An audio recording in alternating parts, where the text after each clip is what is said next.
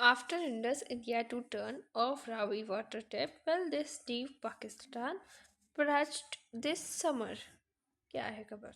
आइए जानते हैं। शाहपुर कंडी बांध पंजाब में रावी नदी पर स्थित है। इस प्रोजेक्ट का उद्देश्य रावी नदी के उस पानी को रोकना है जो अब तक बिना किसी इस्तेमाल के पाकिस्तान बह जाता है। 1960 की जो संधु हमारी इंडस वाटर ट्रीटी थी, उसके तहत रावी, व्यास, सतलुज इन नदियों के पानी पर भारत का पूरा अधिकार है। इस बांध के पूरा होने से भारत अब अपने हिस्से को पानी का पूरी तरह से उपयोग कर पाएगा। अंतर्राष्ट्रीय संबंध देखें तो भारत पाकिस्तान संबंध, ये कदम भारत और पाकिस्तान के बीच पहले से ही तनावपूर्ण संबंधों में एक नया मोड़ ला सकता है। पाकिस्तान इस कदम को वाटर अग्रेशन, जल आक्रामकता के रूप में देख सकता है, क्योंकि इससे उसकी खेती और पानी की आपूर्ति पर इम्पैक्ट होगा। इंडस वाटर ट्रीटी, भारत का कहना है कि वह संधि का उल्लंघन नहीं कर रहा है, बल्कि केवल अपने हिस्से के पानी का इस्तेमाल कर रहा है। अंतर्राष्ट्रीय स्तर पर भारतीय संदेश दे रहा है कि वह अपने संसाधनों पर अपने हक को प्राथमिकता देगा। भारत पर इसका इम्पैक्ट होगा कृषि और सिंचाई। इस बांध से पंजाब, जम्मू कश्मीर लगभग 32,000 हेक्टेयर जमीन को सिंचाई के लिए पानी मिलेगा। इससे किसानों की पैदावार और आय बढ़ेगी। बिजली उत्पादन, इस प्रोजेक्ट से लगभग 206 मेगावाट पानी बिजली यानी कि हाइड्रो इलेक्ट्रिसिटी पैदा होगी, जिससे क्षेत्र में बिजली की किल्लत कम होगी, यानी कि कमी कम होगी। आर्थिक लाभ, बेहतर सिंचाई और बिजली से इस क्षेत्र का औद्योगिक और कृषि विकास तेज होगा।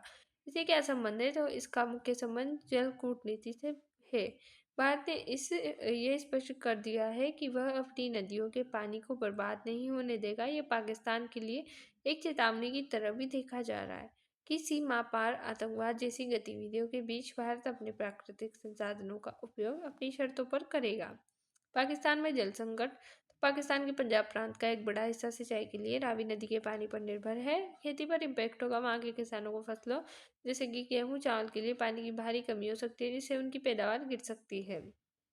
पानी के पीने के पानी की किल्लत, तो गर्मियों के दौरान वहाँ के सीमावर्ती इलाकों में पीने के पानी का संकट गहरा आ सकता है। उसी के साथ भारत पाक तनाव में बढ़ोतरी, तो दोनों देशों के बीच संबंध पहले से ही तनावपूर्ण है। इस कदम से रणनीतिक टकराव, जैसे कि पाकिस्तान इस मुद्दे को अंतर्राष्ट्रीय मंचों जैसे कि विश्व बैंक या संयुक्त राष्ट्र पर जाने की कोशिश कर सकता है, दावा करते हुए कि भारत जल युद्ध छेड़ रहा है, यानी कि वाटर वॉर। सिंधु जल संधि पर खतरा, तो अगर तनाव बढ़ता है तो 1960 की सिंधु जल संधि को लेकर विवाद और गहरा सकता है। भारत भविष्य में अन्य नदियों जैसे कि चिनाब और झेलम पर भी इसी तरह के कड़े फैसले ले सकता है। भारत के लिए गेम चेंजर, तो भारत के लिए इसके परिणाम बहुत सकारात्मक होंगे। बंजर जमीन का विकास, जम्मू कश्मीर के कठुआ और सांबा जिले को जो पानी की कमी से जूझते थे, अब वहाँ खेती का विस्तार होगा। बिजली की आत्मनिर्भरता, तो 206 मेगावाट बिजली उत्पादन से उत्तरी ग्रिड को मजबूती मिलेगी, जिससे उद्योगों को फायदा होगा। सुरक्षा और नियंत्रण, बांध के जरिए भारत के पास अब नदी के बहाव पर बेहतर नियंत्रण होगा, जो रणनीतिक रूप से भी महत्वपूर्ण है। भविष्य की संभावनाएं और चुनौतियां, तो बाढ़ नियंत्रण, मानसून के दौरान रावी नदी से में आने वाली अचानक बाढ़ को अब भारत बेहतर तरीके से नियंत्रित कर पाएगा, जिससे पंजाब के सीमावर्ती गांवों में तबाही कम होगी।